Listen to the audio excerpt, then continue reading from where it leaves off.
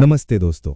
आज मैं आपसे एक ऐसे विषय पर बात करना चाहता हूं जिसे हम रोज देखते हैं लेकिन शायद गंभीरता से समझते नहीं हैं। मोटापा। ये सिर्फ बढ़ता हुआ वजन नहीं है, ये एक संकेत है, एक मैसेज है हमारे शरीर की तरफ से।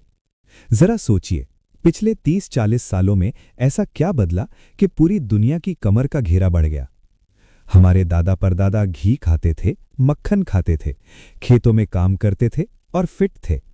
आज हम कैलोरी गिनते हैं, डाइट प्लान फॉलो करते हैं, जिम ज्वाइन करते हैं, फिर भी वजन कम नहीं हो रहा।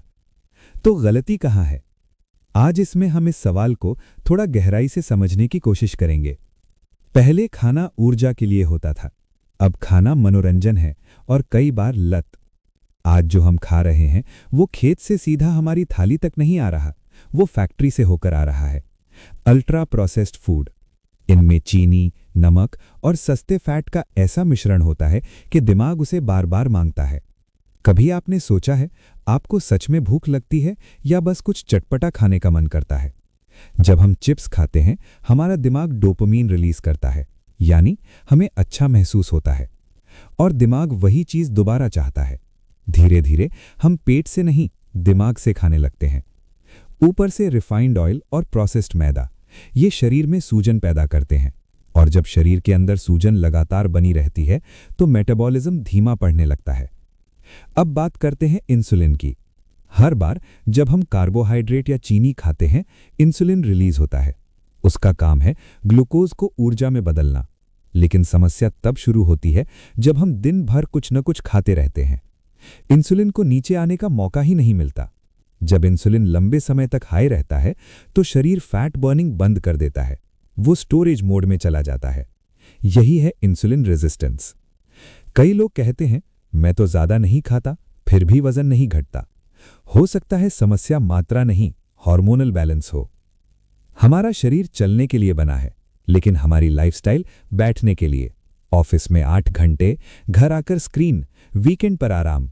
वैज्ञानिक कहते हैं बैठना नया धूम्रपान है। लंबे समय तक बैठने से शरीर की फैट जलाने वाली प्रक्रियाएं धीमी हो जाती हैं। जिम में 1 घंटा मेहनत करना अच्छी बात है, लेकिन अगर बाकी 23 घंटे निष्क्रिय हैं तो संतुलन बिगड़ जाता है। एक और चीज जिसे हम हल्के में लेते हैं, नींद। जब हम कम सोते हैं तो ग्रेलिन बढ़ता है, भूख बढ़ती है, लेप्टिन घटता है, संतुष्टि कम होती है, यानी शरीर आपको ज्यादा खाने के लिए प्रेरित करता है। और फिर तनाव में कॉर्टिसोल बढ़ता है। कॉर्टिसोल शरीर को संकेत देता है कि ऊर्जा बचा कर रखो, और वो ऊर्जा अक्सर पेट की चर्बी बन जाती है। कभी आपने नोटिस किया है, सबसे ज्यादा तनाव में रहने वाले लोगों का पेट पहले निकलता है। हम खाना देखते हैं लेकिन पीने को नजरअंदाज कर देते हैं। कोल्ड ड्रिंक, मीठी चाय, पैकेट जूस, ये लिक्विड कैलोरीज हैं। इनमें फाइबर नहीं होता। चीनी सीधे लिवर पर असर करती है, लिवर उसे फैट में बदल देता है। इसीलिए आज नॉन अल्कोहलिक फैटी लिवर आम हो चुका है। प्लास्टिक, केमिकल्स, कीटनाशक, कुछ रिसर्च बताती हैं कि ये चीजें हमारे हार्मोन सिस्टम को प्रभावित कर सकती हैं। इन्हें ओबेसोजेंस कहा जाता है।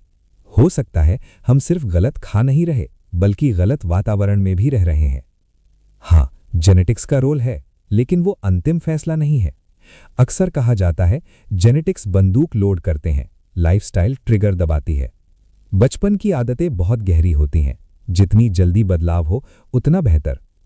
आखिर समाधान क्या है? मोटापा सिर्फ डाइट का मामला नहीं है, ये जीवन शैली का मामला है।